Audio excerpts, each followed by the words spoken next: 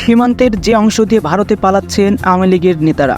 ছাত্র জনতার অভ্যুত্থানে শেখ হাসিনা সরকার পতনের পর জনরোষ থেকে বাঁচতে এবং গ্রেপ্তার এড়াতে আত্মগোপনে চলে যাচ্ছেন বিগত আওয়ামী লীগ সরকারের মন্ত্রী, সংসদ সদস্য, এমপি, দলটির বিভিন্ন পর্যায়ের নেতাকর্মীরা সহ পুলিশের বেশ কয়েকজন ঊর্ধ্বতন কর্মকর্তা।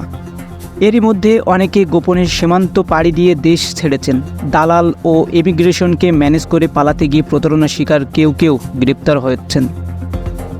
পুলিশ সদর দপ্তরের সংশ্লিষ্ট একটি সূত্র জানিয়েছে, কয়েকজন সাবেক মন্ত্রী ছাড়া অধিকাংশ ব্যক্তি দেশ ছাড়ার জন্য ভারত সীমান্ত বেছে নিয়েছেন। বিজিবি সদস্যদের উদ্যম এবং তাদের যে ঐকান্তিক প্রচেষ্টা এবং সার্বক্ষণিক নতুন বাংলাদেশ গড়ার যে স্বপ্ন, সেই স্বপ্ন নিয়েই তারা আসলে সামনে এগিয়ে যাচ্ছে।